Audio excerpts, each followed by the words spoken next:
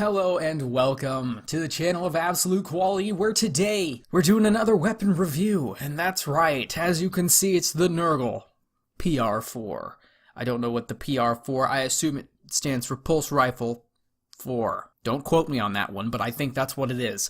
Anyways, it's a pulse rifle, obviously, as you can see. It's made by Amalon, so Amalon has a little bit of a unique side of weaponry making, most of them being energy weapons, actually probably all of them being energy weapons, so it's an energy weapon, and it's a pulse rifle. You know how I feel about pulse rifles. I don't like them. But this one also was another exception along with Vigilance Wing.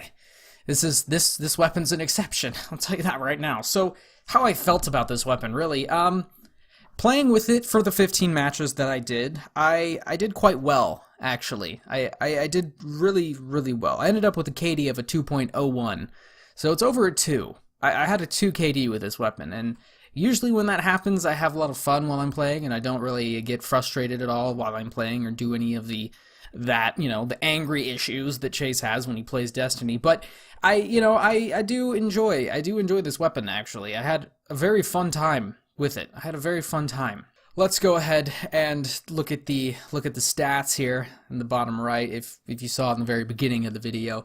So the impact is quite low. Impact, I think, was hitting, I want to say, it's like 20 to 25. Like, you can see it in the game.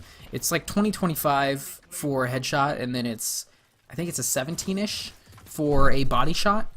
Just hit my microphone stand. Oops. But it doesn't seem like it does a lot of damage, but it does. You know, you multiply that, you take the 3 bursts. If you hit each shot, it's 60 damage per trigger pull, right? So that's probably a 3 burst kill. So it's not too bad going around with the impact. So, I mean, the impact isn't great. Obviously, it's a pulse rifle, but it's good enough. Range. Now, range, I don't know. Range was alright. It didn't feel like I was superior at any very long distance. It didn't feel like I was the supreme lord at those ranges.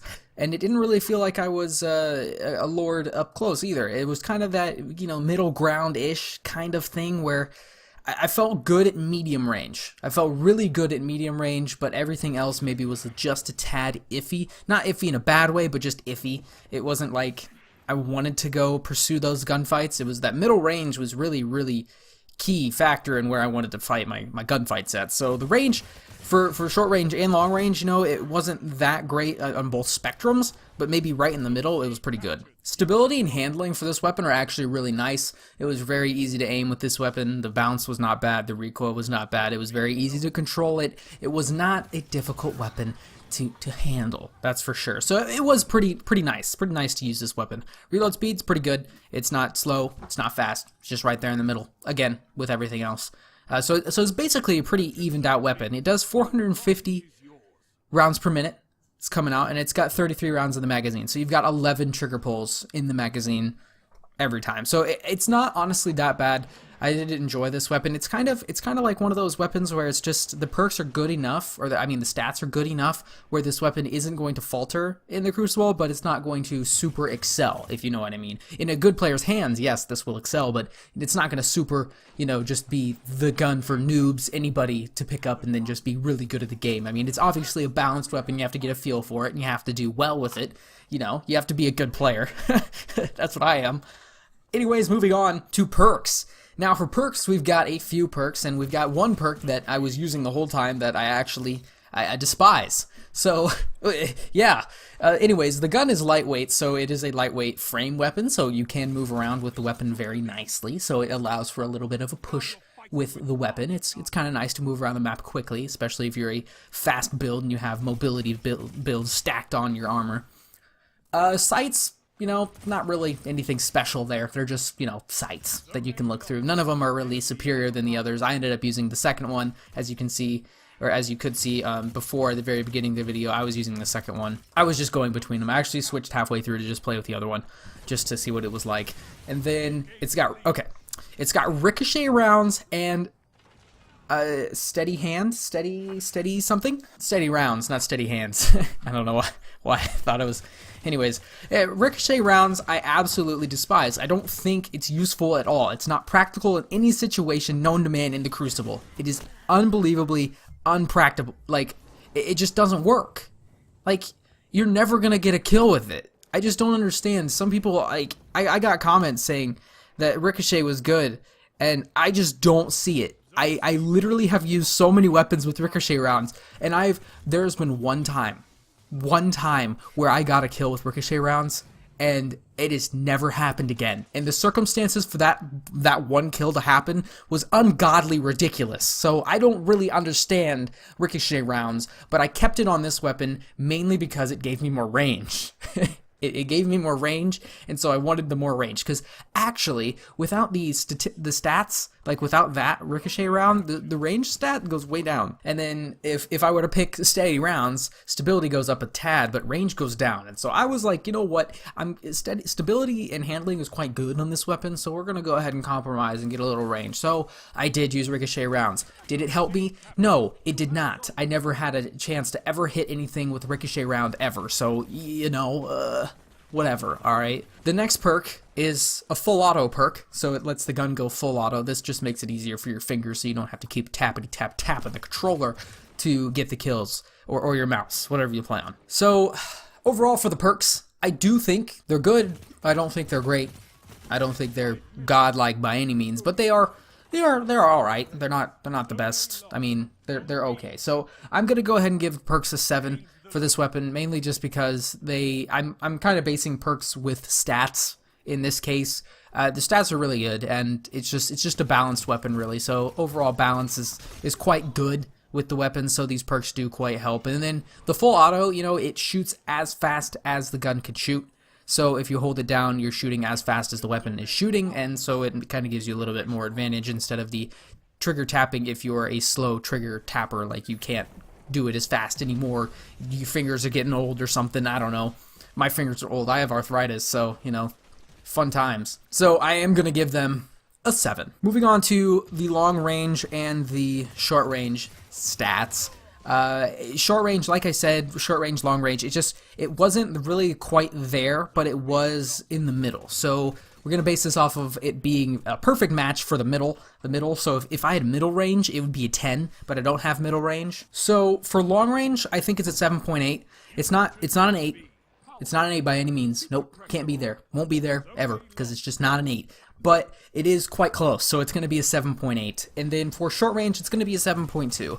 Up close, it was easy to track targets. It was easy to keep onto targets, but I just don't think it's fast enough nor putting out as much damage as as fast enough as you possibly can against maybe a submachine gun or an auto rifle up close. You know, it's just kind of the archetype of the weapon just not being able to do the things that it needs to do that up close. So I am going to give it a 7.2 just because I did do really well with this weapon in any situation. So in a lot of situations in the game, I did do quite well. So 7.2. For effectiveness, I'm going to go ahead and talk about our stats. So our kills and assisted kills, we had 286.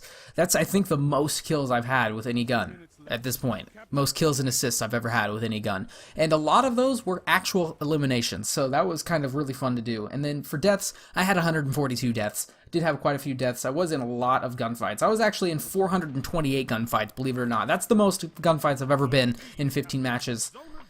Out of every single weapon I've done, which is insane. I didn't think I would get in that many gunfights with a pulse rifle. That's our total. So let's do our effectiveness equation. So for K is kills and assists, we had 286. We're going to divide that by 428, which is the total, which is deaths and kills, and then that equation is going to come out to a 6.7. So there's our effectiveness. So now let's take our overall rating. This is obviously easy. This is just taking our perks, long range, short range, effectiveness, adding those up, and then dividing by 4 to get an average, and that average comes out to be a 7.2. So this weapon, the total that it has accessed and has become available is 35.9. 35.9. That is the total score that this weapon has. So now let's move on to the ranking system. If you don't know what the ranking system is, I have done a lot of weapons. I have done 50 weapons. I have calculated their final score, in our case a 35.9, and then I'm going to take that 35.9 against all my pulse rifles that I've done. I'm going to take it against all the pulse rifles. And then I'm going to take that weapon, or that score, by every single weapon that I've done, and see where it stacks up against every single weapon that I have done in the game so far. So for pulse rifles, it does break the top 5. It even breaks the top 3. It's getting a a third. It's getting third for the pulse rifles. I did enjoy this weapon a lot. Again, with a 2.0 KD, I really did enjoy using this weapon. There was a few matches where I just was rolling on kids. I mean, I had a match where I went 19-3, 20-6. You know, I'm not dying, and I'm just having a blast murdering the other team. So I did really enjoy this weapon. So it does really deserve that rank with the pulse rifles, because the only other pulse rifle, or the only other two pulse rifles that I had a really good time with, was Autumn Wind and Vigilance Wing, and those are also higher than this one, so it kind of goes with it hand in hand there. Moving on to the entirety of Destiny 2, this weapon does come in at 17th, so it does get in the top 20, top 25, which is quite good, and obviously with a score of 35.9, it does break the threshold for me to actually tell you or give you advice and say, yeah, you can use this weapon. So if the weapon is over a 30, I say yes, this weapon is viable in the Crucible. If it's not over 30, I just don't think it's worth your time. I mean, if you're playing in the Crucible and you want to be a good player and you're trying to be good and you need to pick a gun that you really like and you want to get used to a new weapon that you maybe just don't want to use the Mida or anything like that, any weapon that is over a 30, over that 30 threshold, I do recommend. So this weapon, I recommend to you. The Nergal PR4, if you want to try it out, go ahead. If you can't find it, I think I got it from the Gunsmith, so if you want to try it from there, I do recommend this weapon though. It was very fun to use in the Crucible. So that's going to do it for the video. Thank you guys for watching this video. Hope you guys enjoyed. If you did, go ahead and hit the like button, and if you're new, go ahead and hit the subscribe button, because we got a heck of a lot more of these coming. Hopefully Destiny 2 doesn't die praying right now. So thank you guys for watching, and I'll see you later.